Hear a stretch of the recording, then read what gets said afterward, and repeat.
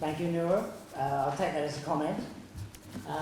Thanks everybody for being here. Can I check? I've done a handout which makes what I have to say just slightly less cryptic, I hope. If anyone doesn't have a copy, it's a one-page handout. There's plenty of copies in the room, and if not, there are copies towards the front. I'll just add a few more. The next, just a one single page. Thank you very much. So, what I'm hoping to do this morning with the session, with my presentation, is first of all to give an extremely exaggerated, polemical, sceptical characterisation of customary international law, and that's signalled by my quote from J.R.R. Tolkien that I leave my title with.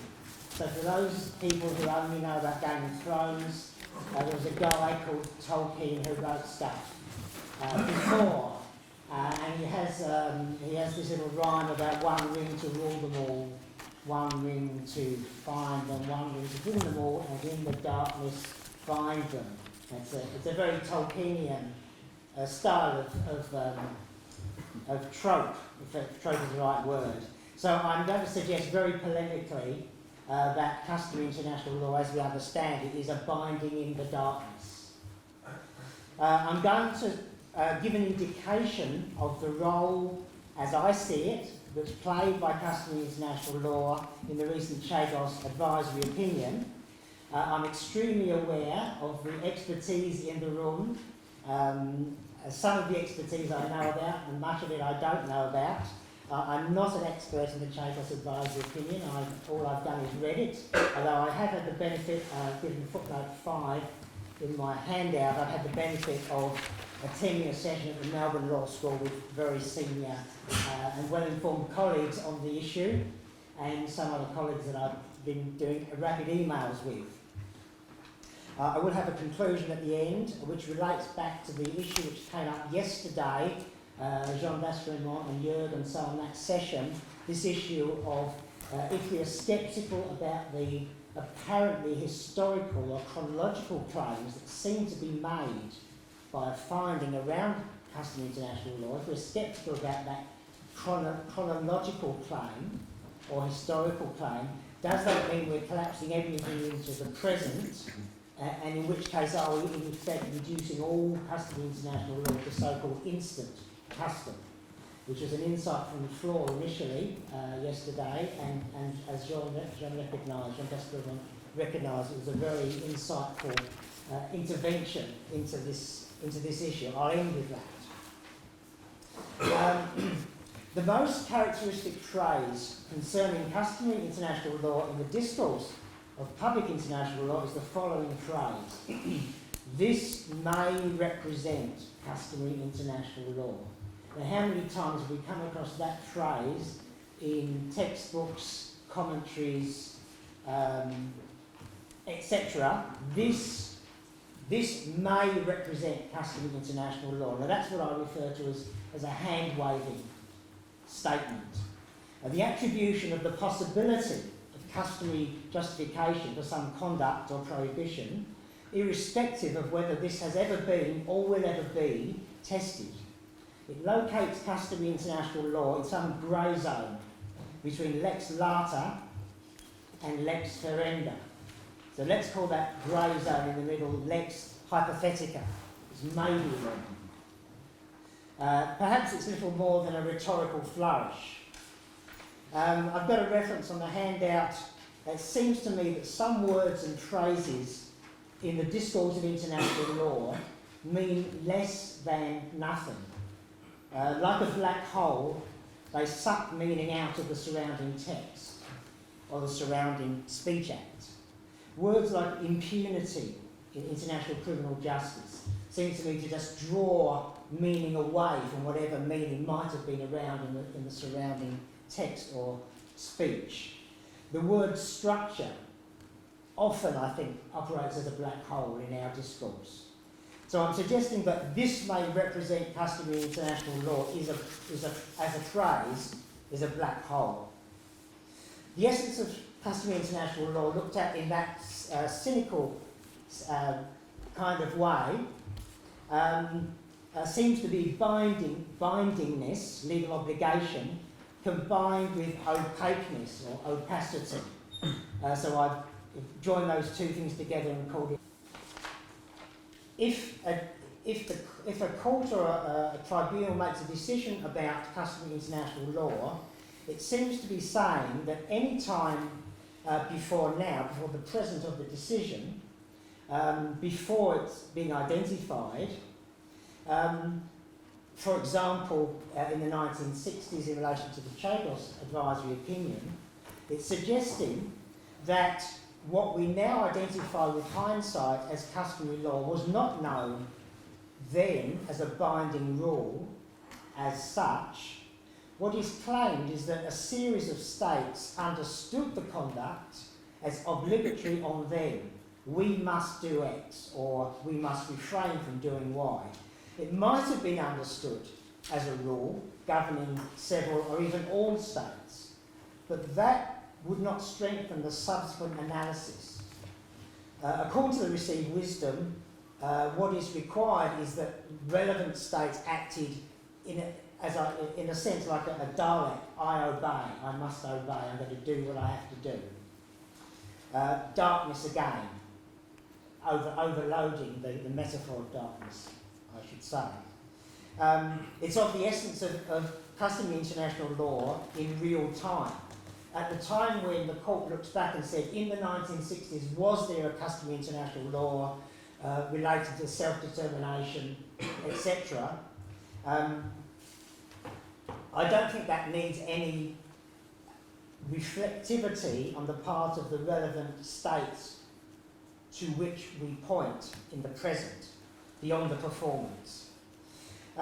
So the International Court of Justice handed down its advisory opinion in relation to the United Kingdom's continuing administration of the Chagos Archipelago, and as everyone in the room knows, the opinion of the majority of the court was that the process of decolonisation had not been completed, in particular in relation to the excision of part of the former non-self-governing territory, the Chagos part of a territory which had been put together as a territory, as I understand it, in the Napoleonic era of French colonial activity in the Indian Ocean. So putting together Mauritius and Chagos and saying they are all part of one entity, that has been a colonial administrative process. And as I suggest at the end of my notes, which I definitely won't get to today, this seems to be an interesting reversal or revenge of uti possidetis,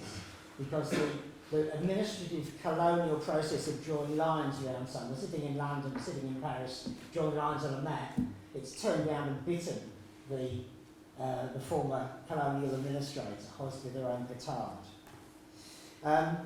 What is of interest for me is not the methodology adopted for the identification of customary law in this instance.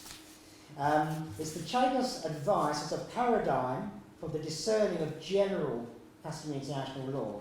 That's to say, rules of customary international law said to be valid for all states.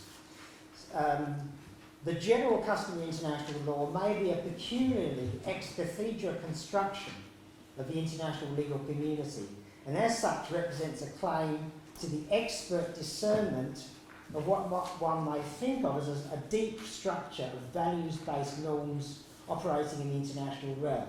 And obviously the notion of Jus Cogens is another much more striking example of that idea of a deep structure of values-based norms. The court has provided in Chagos an object lesson in the ascertainment and application of customary international law in 21st century international law. So everyone in the room in this workshop has to look at what Chagos says about customary international law, because it is the most recent, one of the most recent statements, I should say, one of the most recent relevant statements from a relevant authoritative source. While insisting that the ascertainment of the content of the customary law, the what, as well as the ascertainment of the chronology of its coming into effect, the when, while both of those our exercise is limited by the court to the specific customary international law in question, and my handout hopefully gives some pointers to what that is about. More general methodological assertions can certainly be identified. The unpacking of the putative customary international law in Chagos and the closely related investigation of its provenance are anchored to previous findings of the court, findings and opinions in relation to quite different kinds of customary law, such as the allocation of access to offshore resources among adjacent coastal states, which would seem to be a somewhat different matter. Although the court's primary steps in inquiring into a putative customary law in this context may be said to be formal ones, to the extent that finding the relevant and adequate combination of conduct and opinio may be said to be a formal exercise, the investigation into the content and thus the consequences or effects of the customary international law is unambiguously a matter of interpretation, not mere formal analysis. As it turns out, the court finds a remarkably rich content to the customary international law that it both identifies as such in the timeless present and certifies as having been in effect, or whatever term is more accurate for in effect, at the relevant dates in the historical matrix. The method of interpretation employed by the court enables it to successively unpack this customary law into what one might describe as an articulated and systematic project management scheme governing the decolonising process as a unique historical event.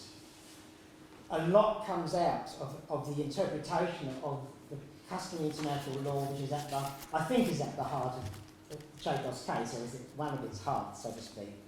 The majority is it pains to emphasise its restrained approach in contrast to the enthusiastic and even crusading values-based approach of other members of the bench. On the handout, I have some examples of specific paragraphs in the opinion where matters related to customary law are mentioned, and I want to draw your attention just to one and then come to a conclusion. Paragraph 142, a right to self-determination as customary law, quote, state practice and opinio juris are consolidated and confirmed gradually over time. Now I find a lot of that sentence really baffling. Confirmed gradually. This seems extremely odd. How can confirming be gradual? Confirming sounds like the task of a tribunal, hence a time-bound event. The confirmation or otherwise happens at a particular time. If customary international law was a matter of a tribunal asking itself for some reason, is X a customary international law now, yet, then a scientific study of how many states do it would seem coherent. The court looks now and again, this year, next year, the year after, not enough yet, not enough yet. No such norm exists, maybe in the future.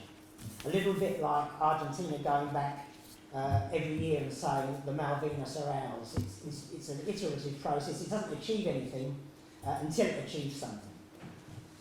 Customary international is surely not like that. Now my conclusion, Nora, you'll be pleased to hear. Thank you for your indulgence.